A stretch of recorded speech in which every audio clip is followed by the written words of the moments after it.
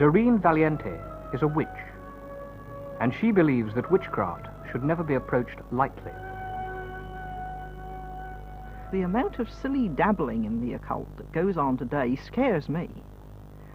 These people think that they're doing something terribly clever and terribly with it, and it's all great fun. And what they don't understand is that they're invoking forces which they can't fathom, and they're making themselves a channel by which those forces can come through into the world.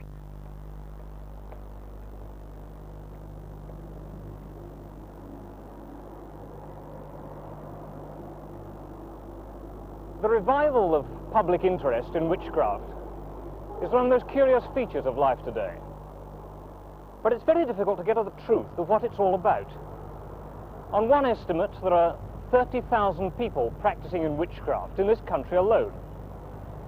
A more conservative figure would be 8,000. But even so, it's enough to make you think. Are there really dangers involved, or is it all just a delusion?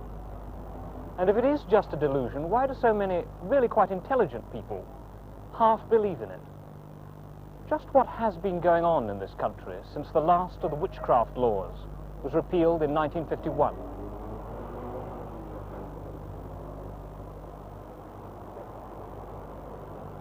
Witches certainly hit the headlines, often in conflict with the church. Our investigation in the end has led us to some pretty nasty evidence of blackmail, if not of black magic. But not all witches are ill-intentioned. One may pass them in the street without knowing it. They don't wear pointed hats and ride broomsticks. They look very like the rest of us and do the sort of jobs that we do.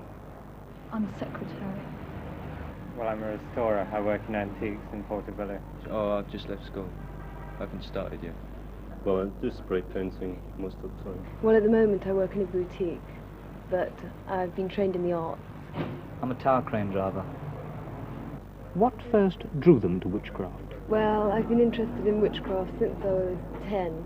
I got into it through fairy stories and things like that. Coming from Africa, I suppose I've always had a basic interest in magic and witchcraft and that. When I came to England, I just sort of made a purposeful search for it, you know. The word witch originally means wise one, and this is what people try to aspire to be. They try to learn the wisdom of nature. They try to learn the meaning behind things. Molly Moncrief, lecturer in occult subjects. I had to work and learn it the hard way by checking my findings with all the ancient writers on the occult from time immemorial. And I found that it tallies, it always does. I'd say to a person who really wanted to know what was the spirit of witchcraft, that they'll learn more by, say, going out on the downs at midnight and listening to the wind in the trees and looking at the full moon. They'll learn more of the spirit of witchcraft, the real spirit of witchcraft in that way, than they will by reading any amount of books. We believe in the horned god and in the goddess of the moon. Now, this doesn't mean that we're silly enough to think that the moon in the sky is a goddess. I don't think any educated pagan ever did think like that. But what this means to us is the masculine and feminine powers of nature. They're symbols, magical images, and by means of our imagination, we can make a real contact with these cosmic forces, the forces of nature, the forces of life. And in a wood at midnight, on the night of the full moon, Doreen Valiente carried out her ritual, hoping that in this experiment, never before tried in front of cameras, some psychic manifestations might appear on the film.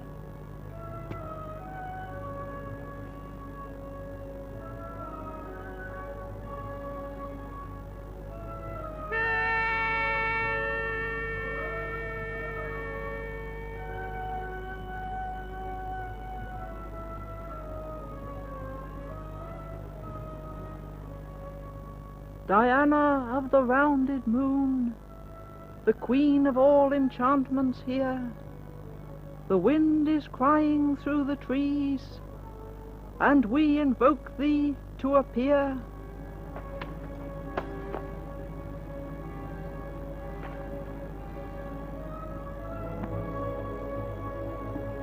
In fact, no such manifestations did appear. And this is Mrs. Valiente's final comment. Well, it was very difficult to get the spirit of the old ritual, knowing that you were surrounded by cameras and technicians and things like that. But when the ritual was almost at an end, I began to feel the atmosphere building up, and I think other people did too. This is what the ritual really means. It isn't conjuring up a sort of pantomime demon or anything like that. It is something which affects your inner mind and works itself out in your life and in your feeling and thought. To the old ones, merry meet, merry part. Witches often claim to put their powers to more specific use. Mrs. Eleanor Bone. And we believe if we set our minds on a thing, we're going to get it. You know, Paracelsus said that the beginning of all magical operations is determined imagination. And this is what we set out to do. Get a mental picture of the thing we wish to achieve, and in that way concentrate on getting it. And she and her coven concentrate mainly on the healing of the sick. She is herself a registered nurse. Now, the work we're going to do tonight is for a friend of mine, Helena. She's recently had a slipped disc and she's still suffering with a lot of pain in her back. Now, when we concentrate at the end, I want you to picture her cycling around the country lanes on her bicycle, you know, full of energy and full of life and really fit and well again. When we dance round chanting, we start slowly and we get quicker and quicker. Now, doing this, we're releasing a great deal of energy. At the same time, the chanting is setting up vibrations. Eco, eco, arida. Eco, eco, azara. Eco, eco, zamara. Eco, eco, ganina. Without clothes, we're all equal. We came into the world with nothing, and so we're working that way. Of course, it's putting aside all worldly things in a purely spiritual act of worship. Alex Sanders is another witch, well known on television, who initiated his wife, Maxine. Blessed be thy woman, without which we would not be.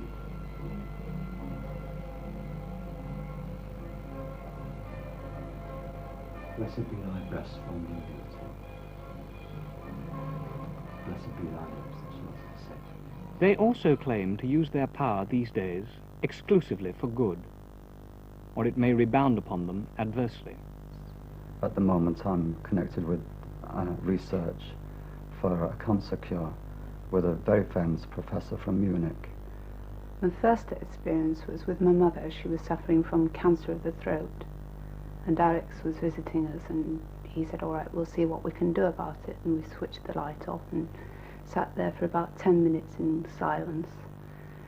And what appeared to be a ball of fire went across the room towards my mother. And later she said she experienced a feeling of being tilted backwards. But she got frightened and stopped it. But that was the first experience of physical fire, of being able to see it. Various spirits who help me with the work. The particular spirit who is helping me with the professor and with the cancer work is Michael, who is, I suppose, my familiar spirit.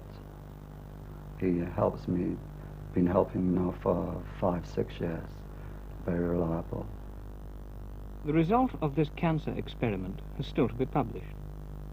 But the view that today's suburban witches are the direct descendants of the witches who perished here and in Europe during the great witch persecutions is disputed by Keith Thomas, the historian and author of Religion and the Decline of Magic, who blames it all on a Scottish lady anthropologist, Miss Margaret Murray. I can say in all candor that there is no basis for that view, but her views have been very influential, and they can be found in debased form on every station bookstall in the land. And so these suburban ladies and gentlemen who are acting out these fantasies are no doubt getting a good deal of healthy exercise, but I don't think they've got anything at all to do with the witches of the 16th and 17th centuries. Yet, it was the claim of these earlier witches to contact the spirits and effect miraculous cures, which had brought them, like their modern counterparts, into collision with the Church. Though the Church in the Middle Ages was in the curious position of condemning witchcraft, when it was virtually in the business itself. The medieval Church had an elaborate repertoire of benedictions and consecrations designed to drive away evil spirits and give protection against fevers and floods and dangers of all kinds. And there were amulets, of course, for the individual Christian to wear. In addition, a great number of superstitions surrounded the sacraments of the Church, in particular the miracle of the Mass. It was thought that a communicant who didn't swallow the bread but took it away in his mouth was in possession of a really impressive source of magical power. The Church also proclaimed the existence of a devil and his attendant demons who were, so to speak, in rivalry to Christ and his saints. But the Church said that they had holy water and the sign of the cross and exorcism which would drive away demons and give protection against them. Any miraculous effect achieved without the Church's sanction was witchcraft, because it must somehow or other have involved the aid of the devil. The effect of the Reformation was to reaffirm the reality of the devil and evil spirits and witchcraft, but to say that the Church's repertoire of protection was useless, that the sign of the cross and exorcism were powerless and indeed superstitious. In other words, the Protestants disarmed themselves in face of the old enemy. They also forbade counter-magic, popular charms against witches, and so they left the imaginary victim of witchcraft with no alternative but to prosecute the witch in the law courts. As far as the white witches were concerned, persecution was continuous and pretty ineffective, because I suppose there were probably as many white witches in 16th century England as there were parochial clergymen. As far as the black, maleficent witches are concerned, we don't quite know, because not all the records of the assizes survive. The usual estimate which is made is that perhaps 1,000 witches were executed. This is said to be the skeleton of one of the witches of St. Osyth, executed at Chelmsford on July the 5th, 1589. Her body was nailed down to prevent her rising from the dead. Historically, the distinction between different kinds of witches, white and black, good and bad, has always been important. First of all, there were the village wizards, the wise men, cunning women, healers, charmers, fortune-tellers, who performed services for their clients, often for a fee, who helped them and were therefore, on the whole, rather popular in the villages and were regarded as white witches, and indeed often used some of the Church's prayers as part of their ritual. These survive in country districts to this day. Theo Brown, a research fellow in British folklore, prefers to call them charmers. From Minehead down to Bodmin Moor, I've known about 17 charmers. It may be purely coincidental, they're nearly all men. They don't like reporters or anything like that. They usually talk very freely to me, surprisingly so. In fact, on one occasion, I went to see a charmer. I was a complete stranger to him. He invited me into his house, sat me down in his parlour, looked at me very hard, and said, "You can do it, can't you?" William Painter is a Cornish bard, and his bardic name means searcher out of witchcraft. Quite recently I gave a talk to some 60 children on Cornish folklore at the Liscard Secondary Modern School. And at the end of my talk, during the discussion and questions, I was amazed when 4 children, each in turn, one said, "My grandfather can charm warts. My grandfather can charm ringworms in cattle. My grandfather can stop the flow of blood when anyone's badly cut." And the 4th, "My grandfather can charm snakes." I don't know exactly the procedure, except that they make a circle round the snake with an ash stick. And because of the formula of words they use, apparently, the snake cannot leave the circle. In fact, a man I met who has seen this done said the snake lashes round and round inside this invisible circle, is quite unable to break out of it. Again, at one period, there was a great demand for charms in bags. And here is a charm I discovered in Cornwall, hanging over a mantelpiece. It is a charm against all terrors by night. It contains the wings of a bat. The second category is black witchcraft. The type, I suppose, we think of when a witch is mentioned, was the person who was suspected of having done harm to her neighbors by some supernatural means. The witch usually lived in the same village, and the most usual situation, I suppose, was that she'd come to the door to borrow some food or drink, or even to beg some money for some neighbor, to ask for some neighborly help, and the neighbor had simply slammed the door in her face. A few days later, something goes wrong in the household, a child is taken ill, somebody dies, the pigs are sick, and they turn around and blame the witch. I think in the old days, people very often did put a curse on someone that worked, because you see, people were very much wronged, perhaps by, say, the local squire turned them out of their home and they had no redress at law or something like that. No human law could do anything for them. And when a person was really wronged and cursed someone from the marrow of their bones, believing in every word of it, then that sort of curse with justice behind it did work.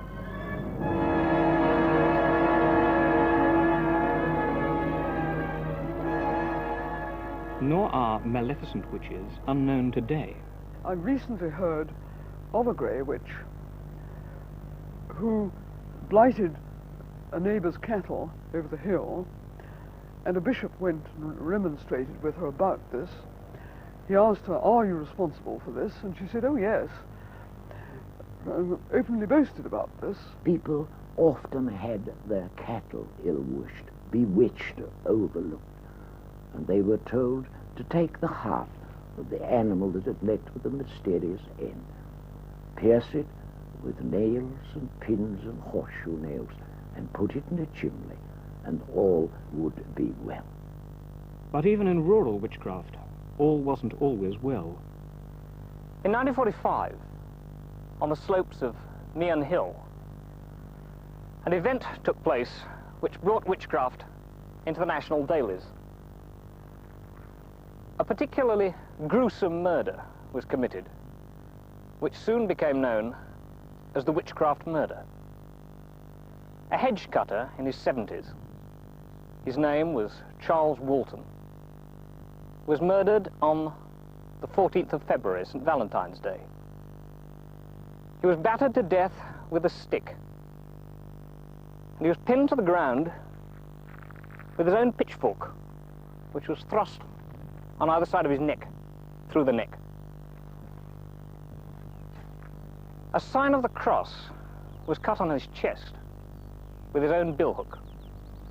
One of the most remarkable features about the case was the seriousness with which the police treated the whole witchcraft theory. No less a person than Fabian of the Yard was called in to investigate it, and the police soon turned up some very curious pieces of local information. St. Valentine's Day in 1945 fell on Ash Wednesday, a day particularly rich in black magic associations. It was the day when the Druids were reported to have made sacrifice to the earth. They killed their victim with a knife and allowed his blood to drain away, to replenish the fertility of the soil. Charles Walton's case aroused the interest of Margaret Murray, the celebrated Egyptologist and archaeologist. She was then in her 90s, but she came down to the village to stay there and investigate the case personally. And she said that she was 95% certain that the killing was a witchcraft killing, that Walton had been murdered to replenish the earth. Well, why should this possibly be so? the theory that came out was that Walton himself was a witch, and he'd made barren the local land. The crops had been bad, they'd been late, and they hadn't really been very fruitful. He is said to have tied a toy plough to the leg of a pet toad and sent it scurrying across the local fields. In 1875, in Long Compton, a village only a little way away, an old woman had been killed under exactly the same circumstances. A pitchfork had been thrust into her throat, and the young man who did the crime confessed later in court that he had done it to rid the village of witchcraft. This is a photo of old Walton, and his case demonstrates just how elusive witchcraft can be to the investigator. With me now is the person who knew him most and best, his niece, Mrs. Good. Mrs. Good, Charles Walton was living with you at the time of the murder. Yes. Do you think that there was any chance that witchcraft played any part in his death at all? No. I think the papers made a lot of it. And I lived with him all my life, and I've never known such things. I think it's ridiculous, really, the things that were said. What did you think about the theories in the newspapers? What the paper said was very disturbing, because none of it was true. Warwickshire is supposed to have been one of the great centres of witchcraft. Did you ever meet a witch or know anything about witchcraft? No, never. I've never heard of it. I never remember them talking about witchcraft till this came along. Coincidence can account for many things, and the easy explanation is often avoided. The vicar of Laneast in Cornwall, the Reverend R.F.G. Pierce, had this to say. One Sunday I noticed that the church candles seemed to be burning down rather quickly, so I made a mark on them. The following Sunday I noticed that they had burnt down even more, so I went along to the police and said that I thought perhaps somebody was using the church during the week. I said that we would arrange to have the church locked, and to my amazement I saw a report in the newspaper the next day, "Vicar asks police to solve altar candles mystery." For myself, I don't think that there is anything to do with witchcraft in the matter, although that was suggested in the report, because I think that witchcraft is the manipulation of one person by another. More probably it was a vagrant who was seeking shelter in the church. But dating from ancient Babylon, there has been a third type of practitioner, considered to be even more sinister. The intellectual wizard, the man who tried to get in touch with the spirit world by an elaborate ritual of conjuration, drawing circles and lighting candles and hallowing and so on. This was, as I say, a rather intellectual thing to do. It was very popular at the universities, and I suppose from the point of view of Jacobean undergraduates was rather the counterpart of modern drug-taking as the stock student temptation. Take the case of the notorious Sir Francis Dashwood, who founded the Hellfire Club in the caves below West Wickham. It's difficult at this distance of time to know how much genuine Satanism played a part in their practices. It was rumoured that Dashwood and his companions had celebrated Black Mass both here and at Medmenham Abbey.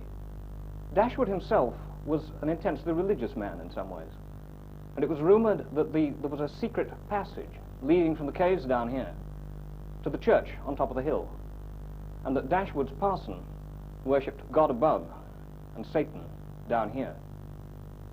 On one occasion, the devil did in fact put in a personal appearance. He leapt across the table and seized Lord Sandwich by the throat. Sandwich collapsed in a nervous fit. The devil turned out to be an ape, equipped with false horns and a little black cloak. He'd been introduced into the assembly by John Wilkes. So it seems that among all their Satanism, there was a certain amount of jesting too. But not everyone has taken it as a jest.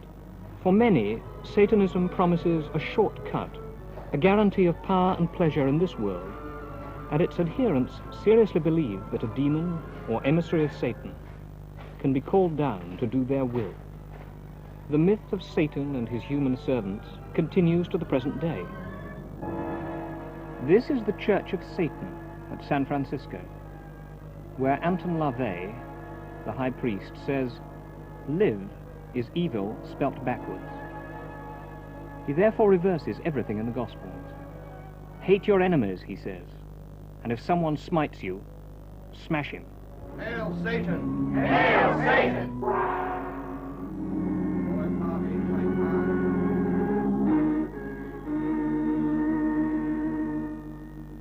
Behold, saith Satan, I am a circle on whose hands stand the 12 kingdoms. 6 are the seats of living breath, the rest are as sharp sickles or the horns of death. The actress, Jane Mansfield, was a participant in the rituals of his church. When she tried to break away, she met a violent death in a car crash soon afterwards. Many believed that the accident was controlled by LaVey's psychic power.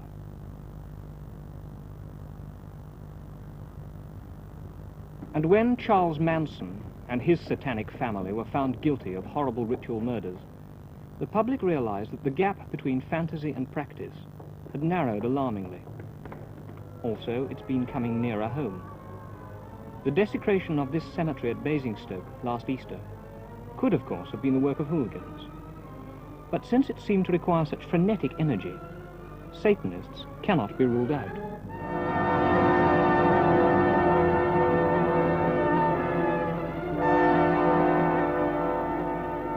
Captain Barry Irons, Church Army Youth Counsellor in Birmingham, could scarcely believe in this day and age what he found to be happening.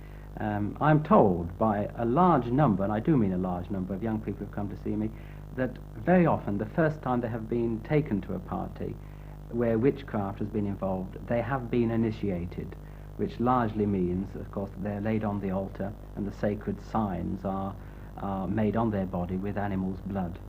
They do, of course, drink animal's blood too as part of the ceremony. Daphne Reeves, a nurse, was once a member of a black magic group.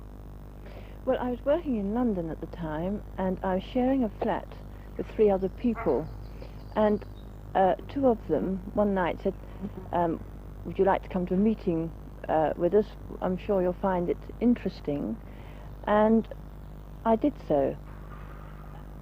And it turned out to be a meeting of people who were practicing black magic. At first I was just an observer. It was very interesting, and I felt that I could perhaps learn something. I gradually became more and more involved. The things I find the most horrifying, of course, are the vows which they're expected to take.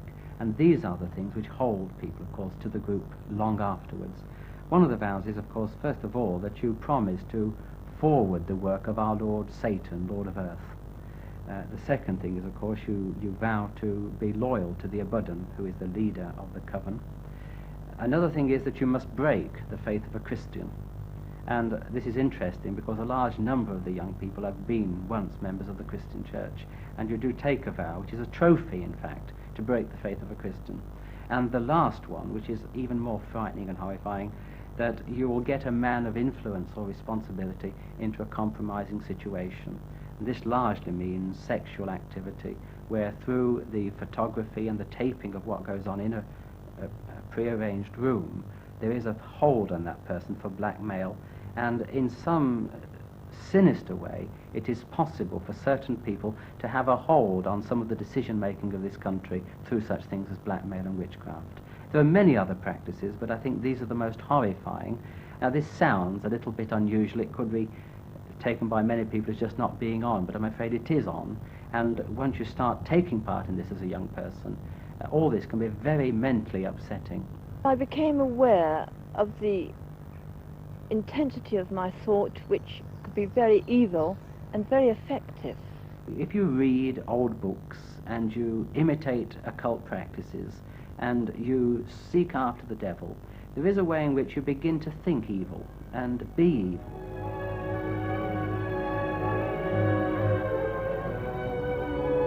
At Boscastle in Cornwall, on the quay where the witches used to whistle up the wind, there is a witch house full of curious objects including a tableau depicting the Black Mass.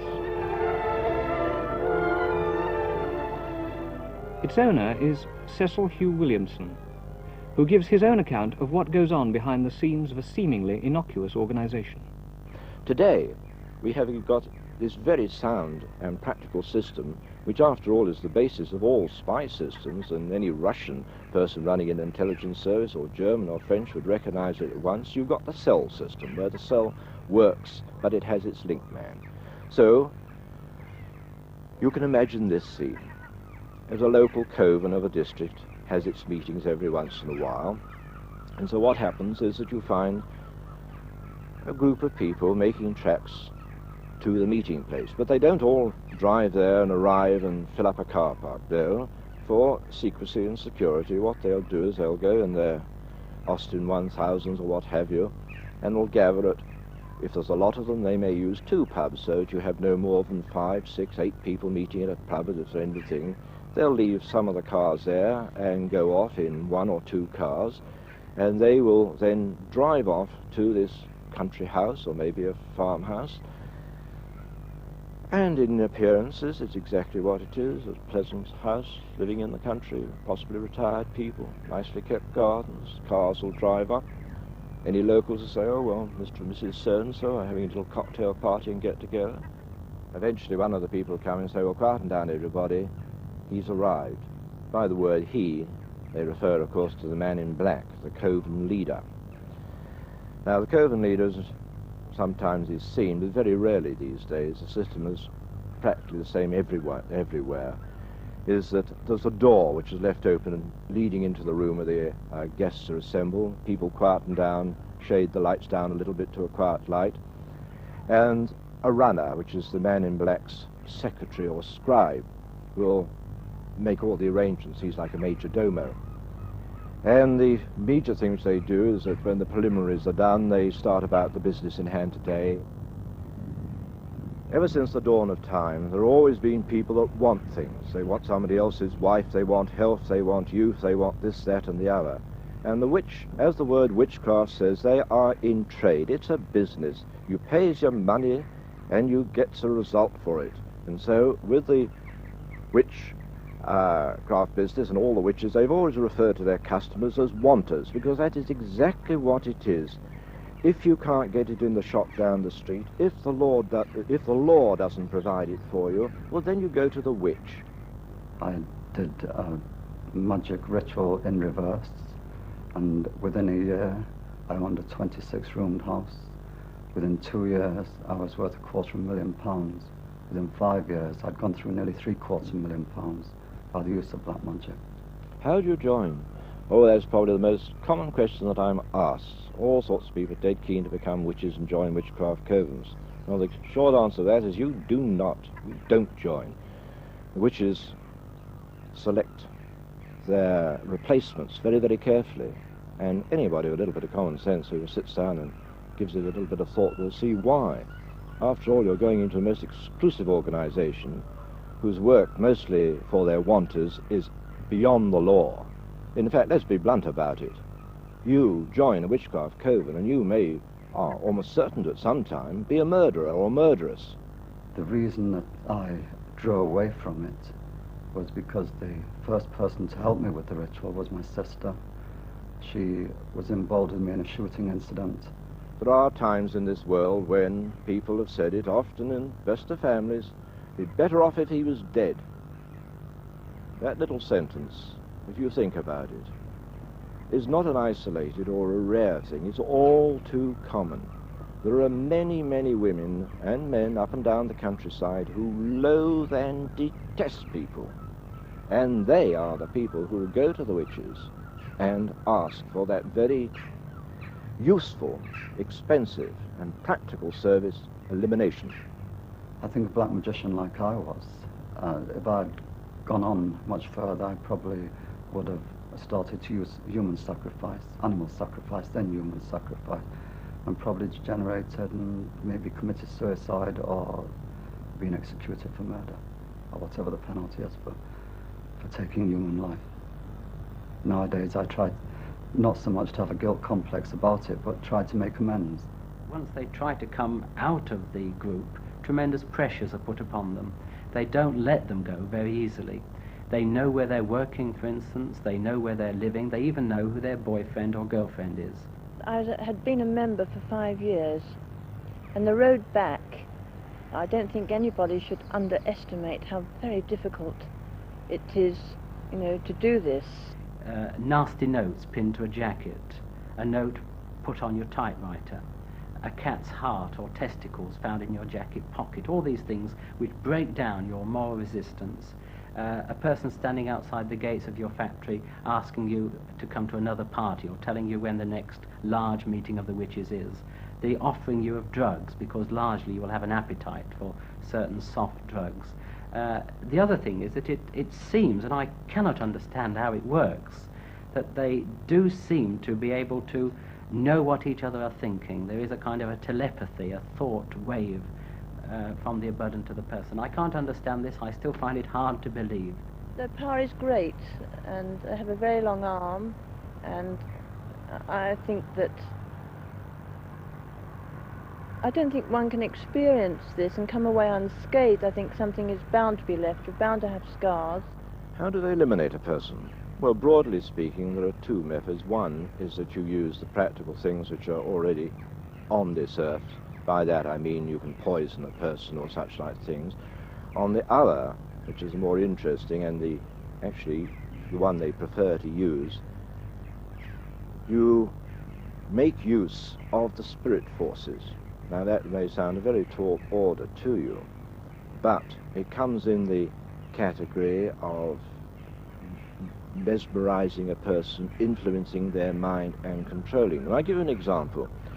Shall we say there's a wife wants to get rid of a awkward, we use the word caddish husband, a blackguard. Well, he works in some place like most people. He has a car, probably on the way home he has a drink with the boys, and so the witch, having once received her commission, will get one of her runners to watch all his movements, and she finds that he goes into the Black Dog at such and such a time, and he has a drink there, and then he drives home, or he goes off to the house of his mistress or what have you. So the procedure is quite simple, is that arrangements are made for the witch to go to the pub, and she will be in the bar there, be quite close to the target, as you might say, and she can either speak to him direct, get to know him, or she can actually do it with her back turned to him, and what she does is she gives her particular spirit, and I ask you to believe this because when you're talking about witchcraft you do step into the world beyond, which the average person knows very little about, but it's so real. And she will instruct this spirit force to latch onto this fellow, and the instructions to it are very simple. She just says, make this man go to sleep in 15 minutes, or half an hour, whatever it may be, knowing full well that he'll finish his drink up, and he'll go out to the car park and get in his car and start to drive home, and he will black out. Well, a lot of young people don't believe there is a power when they get involved in satanic or black magic practices. They go for the drugs, they go for the fun of it, they go for the adventure. But many young people, although they don't believe it at first, by involving themselves in occult practices and satanic worship, they open themselves to spirit possession. Well, really, it's the power of the church in reverse. Very powerful, very frightening. And since the Reformation, the Church's use of exorcism has been creeping back. The Bishop of Exeter set up a study group to look into it. John Richards was the secretary. Our study group and its findings made quite clear that there is a great difference between the mentally sick and those whose illness is primarily spiritual. We have on our study group doctors and psychiatrists. The New Testament view of demonic possession, in my experience in recent years, I've had to now come to accept this. The manner of Christian exorcism is very varied. It could be done quite informally and extemporally. The first one took place on a Sunday afternoon at 3 o'clock after I'd invited a young girl who had been a witch for about 4 years to come and see me. The day before I had found out a lot about her. I found that she had rejected the Christian faith. She had now a satanic name. She was an Ephonite, which is a kind of a second-order witch, and she had taken the vows and was very guilt-ridden about all that she had done, and she wanted help. I found also she had taken drugs. I found a lot about her family, and I was pretty convinced that she was possessed of something which was evil, and I felt compelled to do something for the girl. And what I did for her, I've done for many others since, in fact over 142. And she begins to say, "What are you doing to me?" And I say, "I don't know what I'm doing to you, but I think I'm blocking the Abuddin insofar as I'm picking up something of what he's trying to say to you." And while the girl is in this almost state of transit, it is very important then to make contact with her. And I always kneel down by the person and put my hands on her hands, which of course she pulls away, but I hold them. I think the best and the only real antidote is prayer. It is a very powerful weapon, as these people themselves realize, of course, and are frightened of. And as I say the Lord's Prayer, nothing seems to happen until I come to and lead us not into temptation, but deliver us from evil. And when that happens, I'm frightened to death in many cases, because by this time the girl is pulling away and saying, "No, no, no." And at the same time, I'm very, very hot or cold, and my heart is really bumping very fast, and the whole room seems to be alive. And as soon as I said the Lord's Prayer, I then say, by the authority given to me in the Lord Jesus Christ, I command the powers of evil within you to cease, and I give you back your Christian name. And then I give the girl her Christian names as they used to be, and I sign you with the sign of the cross in the name of the Father and of the Son and of the Holy Spirit. And it's a great act of triumph, you know. But the other thing is, it's never over there, because the person always leaps up into the air and has a kind of an epileptic fit, or runs down the stairs and collapses. And the horrifying thing is that they're very often unconscious for nearly half an hour. But the beautiful thing is, when they awake, it's over. It is really over. I bind all evil forces and all evil influences, so that they never more disturb, distort the soul of thy servant Frank. But that he may Here is another exorcist, the Reverend Christopher Neal Smith, at work on the case of an American who felt that he had been bewitched. And of the Son and of the Holy Ghost.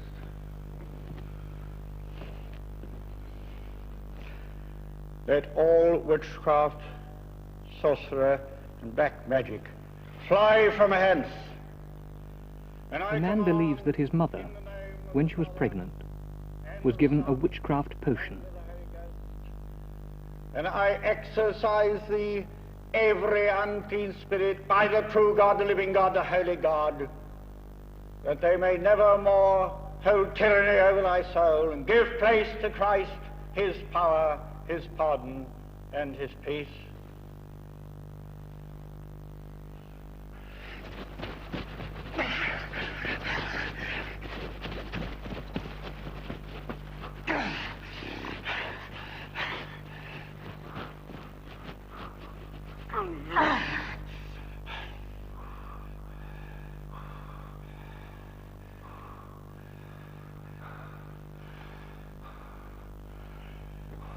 The blessing of God Almighty, the Father, the Son, and the Holy Ghost be upon you and remain with you this day and always. The man said afterwards, it was as if 1,000-pound weight had been lifted from his shoulders.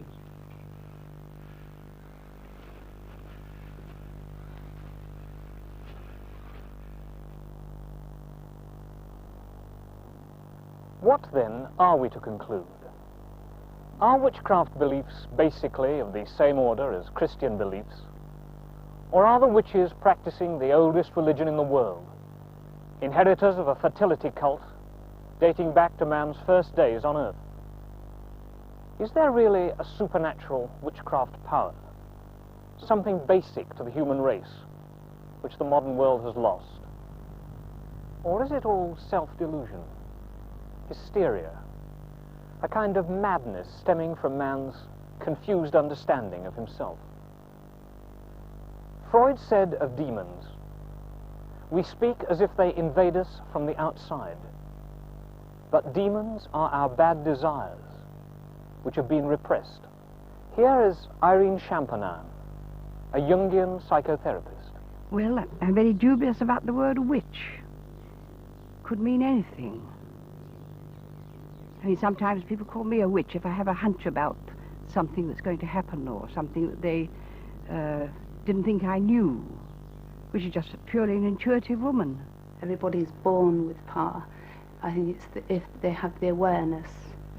I think everybody can use this power, but they have to be aware of it or want to use it. I think there's really a feeling that there's a mysterious, spiritual side to life that can't be explained in scientific terms, and that they really are on the search for God, really. And I have a great respect for them, but in the search for God, they've tumbled on the devil quite often. And he gets in through the collective, just in the same way as God can get through the collective. Well, when I was a child, I always felt much closer to a great life force when I was out of doors, far closer than when I was in the four walls of any church.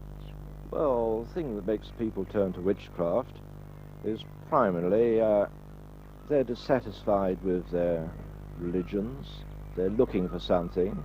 I suppose they're looking for evidence more than anything else, spiritual evidence, psychic forces.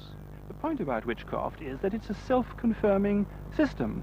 If you believe in it, nothing can happen to weaken that belief. If I believe that magical healers can cure me and go to a magical healer, well, if I recover, then I've been cured. If I don't recover, then I go to another healer. And if he can't cure me either, then it must mean that I'm bewitched, and so on it goes. Much depends on what the healing process is, and nobody seems to know very much about that. What I'm quite certain is it's nothing whatever to do with magic. I have had some experience in another country where witchcraft was supposed to be rampant, but it did seem to me that it was a psychological thing, and that if the people had not been told that they had been bewitched, nothing would have happened. Well, I should say avoid certain kinds of groups. Certain kinds of groups. Of course, I know people are lonely, and they want to get together, and they want to share radically at a deep level. And this is what starts it. And they want to be real, these encounter groups. But I would say to them, still stick to your very simple practicalities. Just the ordinary human life and human personal relationships. Anyone who sets out to play God with other people's lives, I think, is doing something very wrong and very foolish. When I look back on those 5 years and realise just how very evil they were, I hope I never go back. I would never go back on the black path again. I've still got money in the bank from those days, over £137,000. I will never touch it. The danger at the moment is that many young people have rejected the Christian God and are seeking out old gods which are false, which are dangerous, and really will resort to their own ruination. Once you're in, you sold your soul.